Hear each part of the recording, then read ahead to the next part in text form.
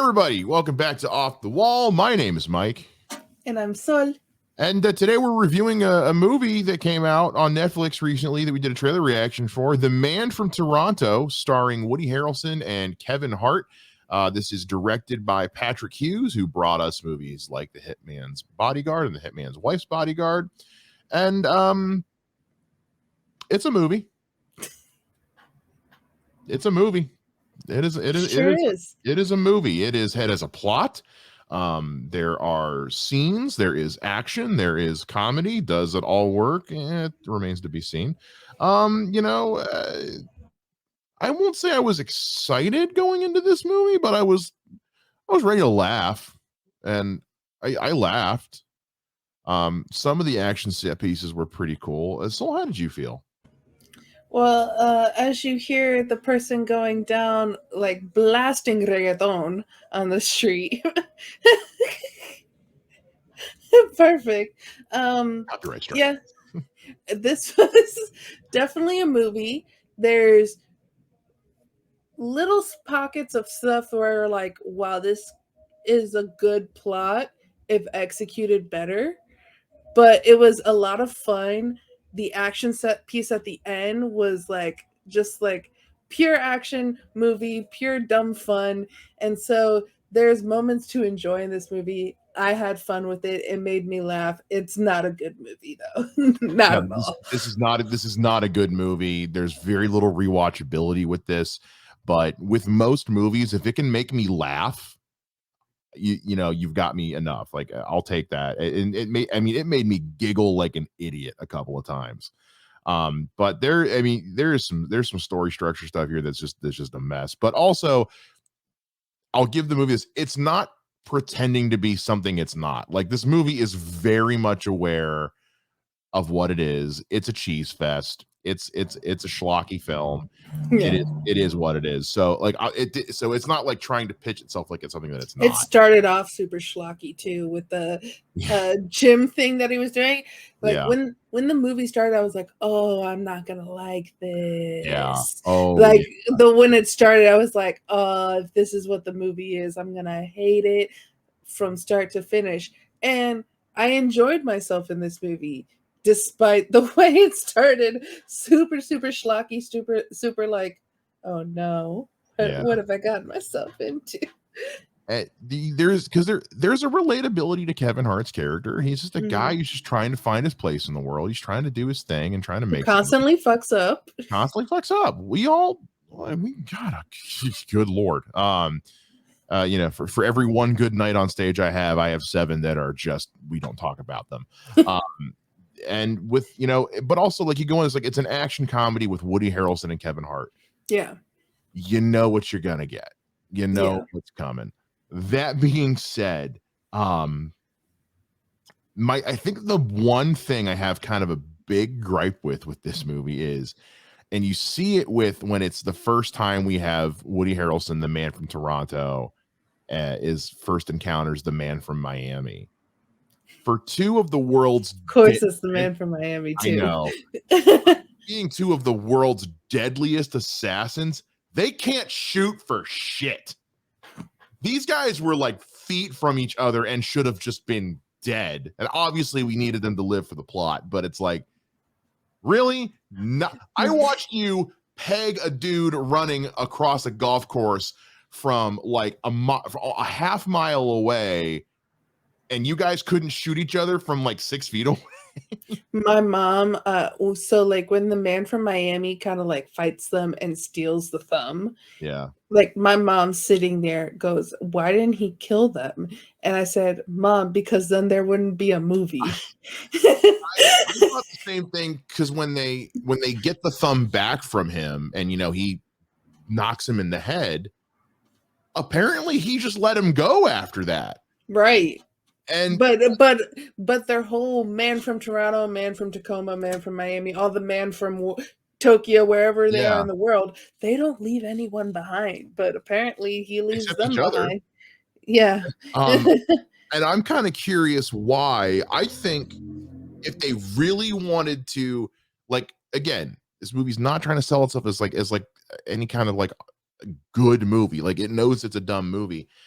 I think what would have been interesting would have been if they do kill the man from Miami in that first fight, and then every time they're attacked, it's another man from wherever. So Right. That would have been fun. when you get the big fight at the end, it's here's all these dudes we've had to fight off and escape this whole movie. Now they're all coming after us because we embarrassed them or whatever. Yeah. That would make, I think that would just take an already pretty cool action set piece at the end and just give it a bit more weight, you know? And before this, before we started recording, I was saying, man, this allowed for spin-offs because there's the man from everywhere. Yeah. Like that you could do literally anyone, not just the man from Toronto. And so it was kind of like there was good moments, like, you know, when you're watching and you're just like, that's a good story moment Yeah. if you did this, or that's a good story moment if you did this. So like I had to turn that brain off a little bit and just like have fun with the dumb fun, because I love a good dumb fun action flick that's gonna make me laugh. And that's what this was. Like, obviously. Yes, I do. I'm leaving that in. I'm not editing that out. Obviously. I like Jesus Christ. Well, what were we saying with like the director that he's also directed Hitman's The Bodyguard. Hitman's Bodyguard and Hitman's Wife's Bodyguard. And I haven't seen Hitman's Wife's Bodyguard, but I have seen Hitman's Bodyguard. And I really enjoy that movie. It's a dumb action flick, but it's a good dumb action flick. Yeah. And so I was expecting a little bit more, I guess, going in with this. And then when I saw the beginning of the movie, I was like, oh, this is what we're getting. So then I lowered my expectations and still had fun by the end of it. But so if we're saying between the three of them, which I haven't seen Wife's Bodyguard, I would say this is probably third from those three movies. And that's including a movie I haven't seen. But it was dumb fun. That's all I can really say. Yeah, it is. It's stupid, dumb fun. It's a day off, sitting at home in your pajamas, not doing anything kind of movie. It's the stuff where it's just like Kevin Hart and Woody Harrelson, like just having human moments, are, I think, decent. Yeah. The problem with this movie is honestly, it's not the script and it's not the acting. It's just kind of the story. The story just kind of doesn't work. There's the moment in the restaurant with him, the two of them, and Kevin Hart's wife, and Kaylee Cuoco for some reason is in this movie. Seems like kind of a waste, honestly, of her, but whatever, it's fun. She's just basically playing Penny again.